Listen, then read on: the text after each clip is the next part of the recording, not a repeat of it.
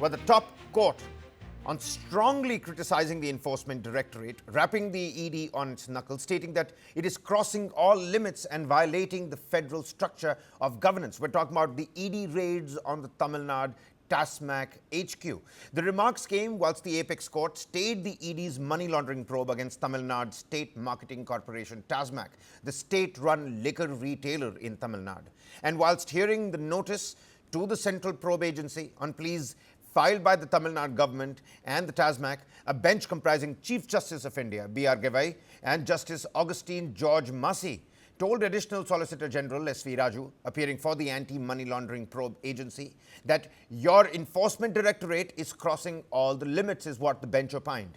The bench observed that Enforcement Directorate's probe against the state-run TASMAC will not proceed. In the meantime, the Government Council objected to the court's order, arguing that the case involves corruption amounting to over 1,000 crore rupees, and also asserted that the Enforcement Directorate is not overstepping its bounds, at least in this particular case. That's the latest that we're tracking for you in this case, as the top court, the Apex Court, has rapped on the knuckles of the ED vis-a-vis the ED raids at the TASMAC HQ in Tamil Nadu. Absolutely, that is what they are doing. It is farcical. This FIR in the TASMAC is pathetic. Any legal person will not agree to that. They are aggregating 50 FIRs because Enforcement Directorate gets jurisdiction only if the value is above 40 lakhs or so. So what are they doing? They are aggregating 50 FIRs, 30 from the ADMK government, 20 from the DMK government, and they're combining everything and say, oh, we have got jurisdiction. Is this your duty? Why are you stooping so low?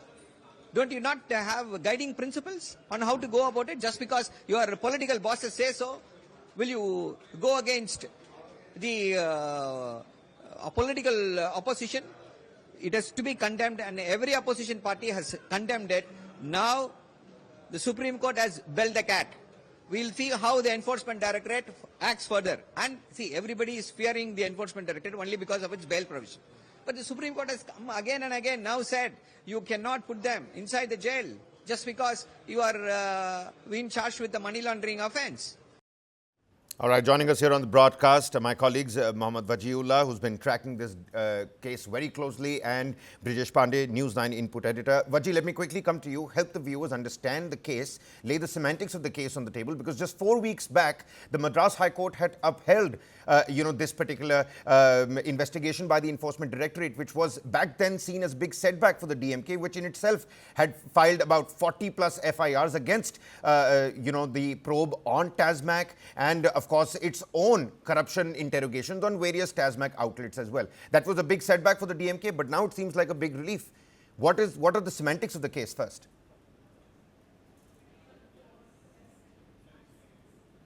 Well, yes, after the Madras High Court given the permission to the ED to do all these things, that is when the government had approached the Supreme Court. And in this hearing today, it looks like it's a win-win situation for the DMK government, because time and again the government has been saying that the center is interfering in all the activities of the state.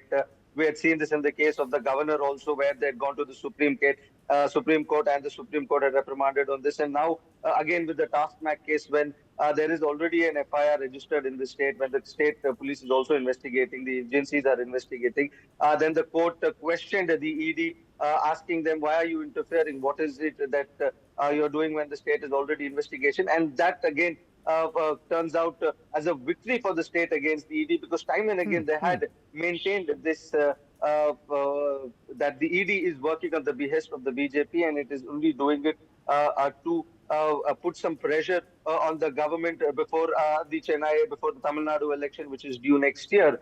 And that is why these raids are happening time and again, and that is why the central agencies are interfering. And we had seen similar cases in the other states also, in Karnataka. A recent case also where the institution of the Home Minister was also being questioned. The state government has again said that the ED is a political tool. So these narratives were something that was time and again said by the state government, and they had also approached the Supreme Court. Kapil Sibal was their lawyer, and he presented the case of the government in the court, and the court had lashed out on the ED today, and this is a big win for the state government here. All right. Brajesh, help us understand the political implications. And before that, what the court has also opined. Take a look at this. This is the CJI, Justice B.R. Gavai, who's saying ED is crossing all limits. You are totally violating the federal structure of the country. M.K. Stalin, in those letters to the Prime Minister, in those letters to, like-minded parties, all those southern chief ministers as well, has used the same words, violation of the federal structure. This is going to add to M.K. Stalin's arsenal as well, and significant observations coming from the top court. Well, I think, if you look back at the last year and a half, ED cases have, all those cases in which ED is involved, the role of ED and the methodology of ED has come in for sharp criticism and rebuke by apex court. This is not the first time that has happened. But if you look at the wordings of the Chief Justice of India, Mr. B.R. Gavai, he goes on to say that, the ED is crossing all limits, and he further says that, that you are violating the federal structure of the country.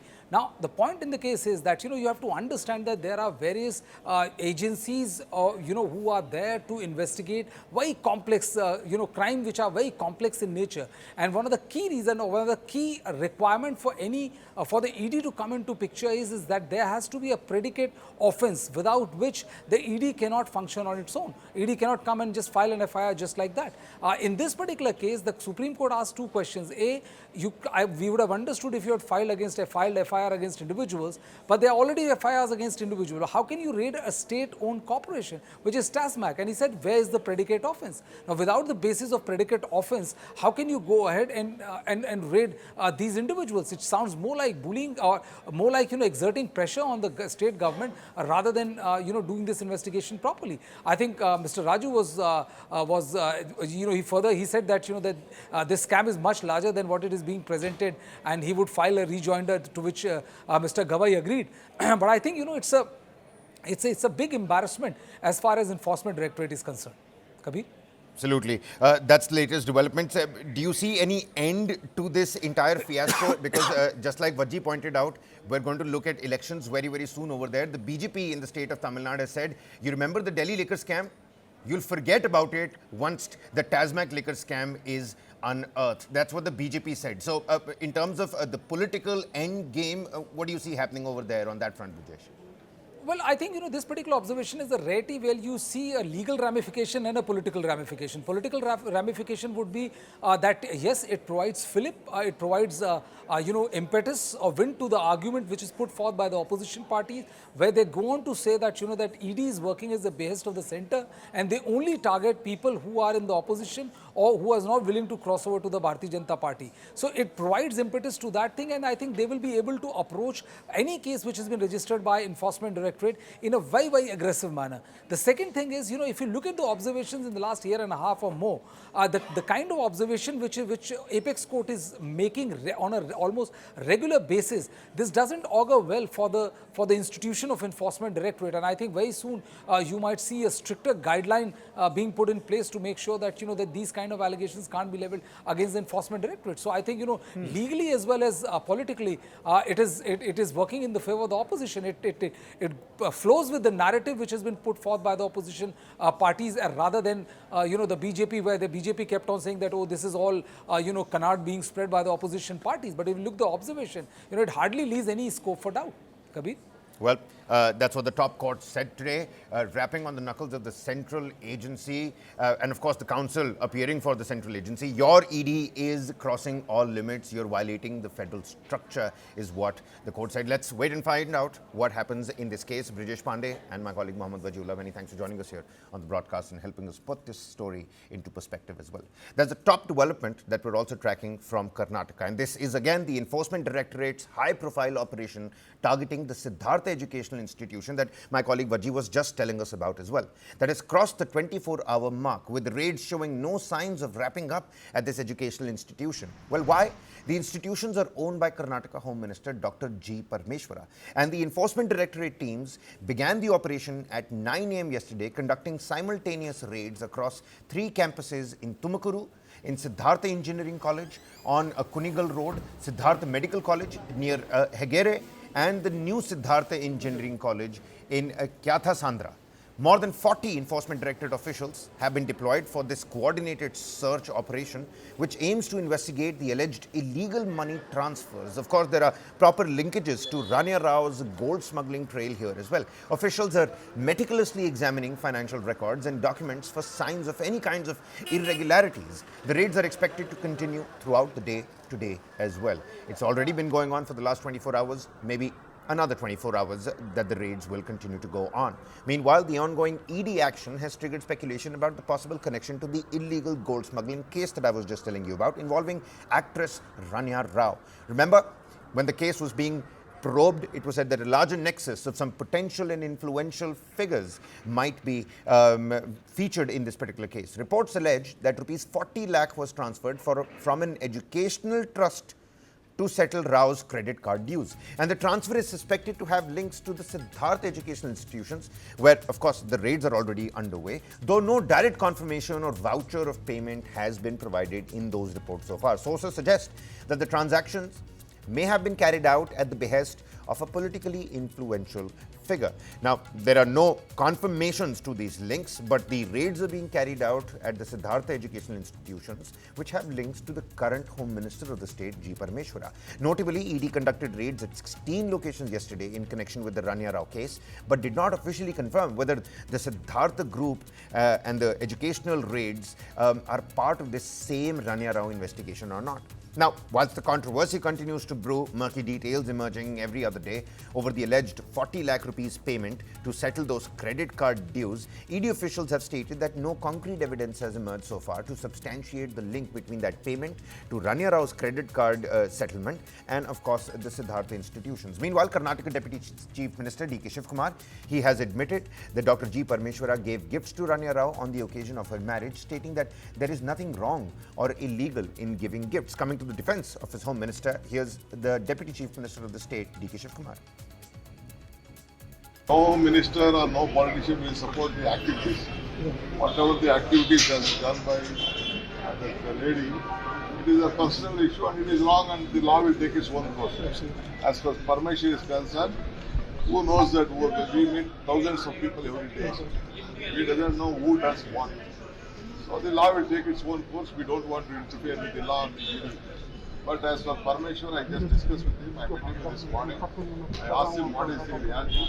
He said that at the time of marriage, he has given and he has gifted quite naturally. Well, it's 1 month since the deadly terror attack that killed 28 people, mostly tourists, in Baisaran Meadows' stop in Jammu and Kashmir's Pahalgam on the 22nd of April. The stunning and picturesque landscape that those meadows were soon turned into a nightmare for many of those families who lost their male members in the gruesome terror carnage. The attack triggered an escalation in hostilities between India and Pakistan, diplomatic disengagement, and already our members of parliament are out there on the global stage trying to expose Pakistan's biggest export, which is terrorism. But the massacre of tourists in Pahalgam was one of the deadliest attacks on Indian civilians in decades. Prime Minister Narendra Modi cut short his visit to Saudi Arabia and had returned to India at a time when the country needed his healing touch. Without wasting any time, he took some important decisions. The Pahalgam attack case was soon handed over to the National Investigation Agency for its probe. 2 weeks later, India launched Operation Sindoor to avenge the killing of 28 innocent lives in Pahalgam after finding cross-border links to these attacks. Pakistani installations and terrorist camps on the other side in Pakistan and POK suffered massive damage. Many of those terror infrastructures and universities completely flattened and obliterated. The Indian armed forces destroyed 9 terror bases in Pakistan and POK, which included camps of terror groups like Lashkar-e-Taiba, Jaish-e-Mohammed and Hizbul Mujahideen, killing more than 100 terrorists. And after the Indian armed forces' overnight operations, the Pakistani army launched drones and missiles at western parts of India, which were successfully thwarted and intercepted thanks to our Akash Tir and the aerial defense systems coming in handy. In response, India hit the selected military targets deep inside Pakistan territory. The Rahim Yar Khan base, the Sargodha base, all of those air bases attacked, and for cessation of hostilities between both the countries, an agreement was reached on the 10th of May to halt military actions with immediate effect. On the 12th of May, just 2 days later, Prime Minister Narendra Modi addressed the nation, warning terror groups and terrorists that India's armed forces would launch formidable counterattacks if faced with a repeat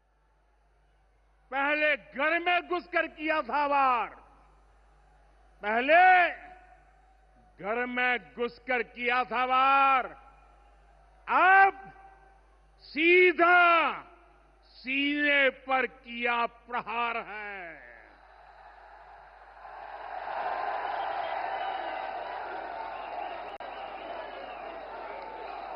आतंक का fun कुचलने की, आतंक का fun कुचलने की यही नीति है, यही रीति है, यही भारत है, नया भारत है। ये भारत माता की, भारत माता की, भारत माता की। That's not all. Tearing into Pakistan, he said it's not blood but sindoor that flows through my veins. Prime Minister Modi also stated that Operation Sindoor is a new form of justice. 22 अप्रैल को आतंकवादियों ने धर्म पूछकर हमारी बहनों की मांग का सिंदूर उजाड़ दिया था।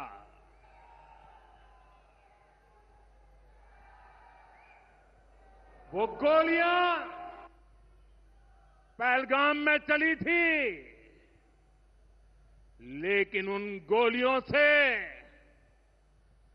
140 करोड़ देशवासियों का सीना छलनी हुआ था।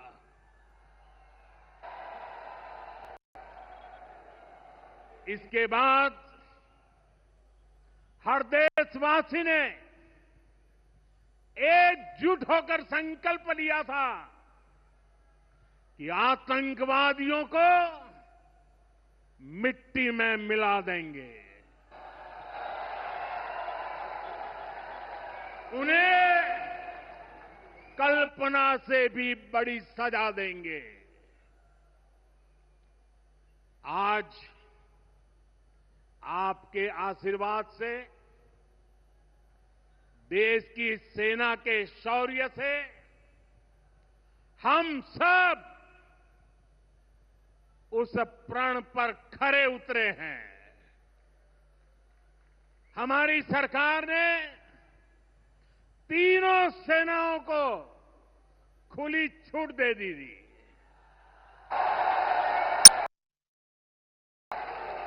और तीनों सेनाओं ने मिलकर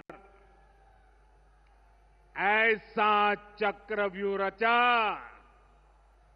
कि पाकिस्तान को घुटने टेकने के लिए मजबूर कर दिया।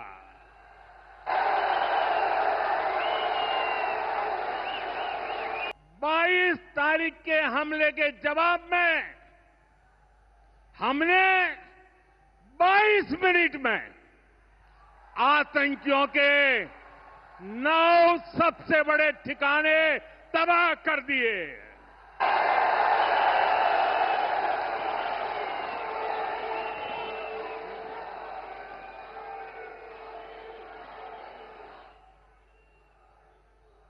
दुनिया ने और देश के दुश्मनों ने भी देख लिया कि जब सिंदूर बारूद बन जाता है तो नतीजा क्या होता है।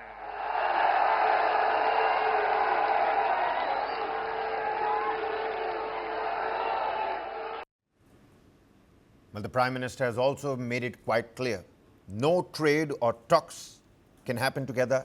Blood and water cannot flow together. This is a new doctrine, a new red line that has now been redrawn for Pakistan. हर आतंकी हमले की पाकिस्तान को भारी कीमत चुकानी पड़ेगी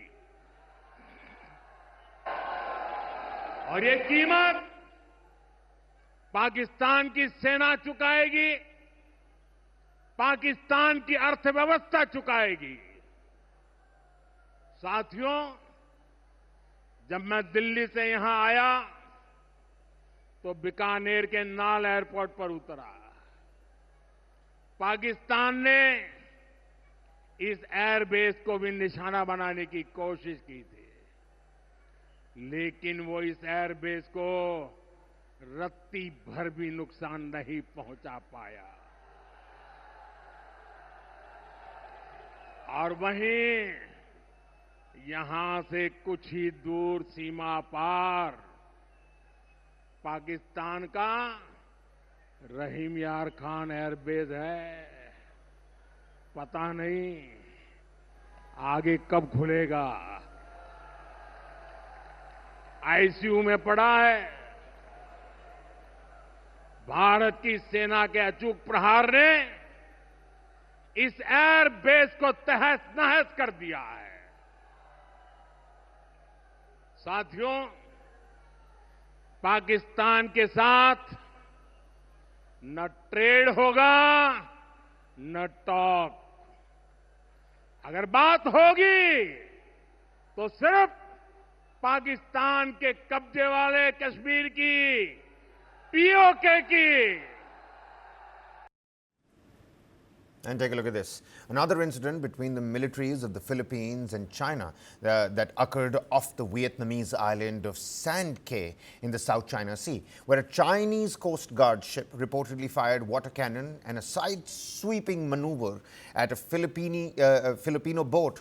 This is the Philippine Bureau of Fisheries and Aquatic Resources vessel in the Sandy Cay area in West Philippine Sea. We've got some of those visuals of the side-swiping and the water cannons being used in this skirmish on the sea. In a statement, the BFAR, the Filipino side, said that the scientific team on board was on a routine mission to collect sand samples in the area as part of a marine scientific research initiative when the Chinese Coast Guard vessel sideswiped and also used water cannon on this marine scientific team.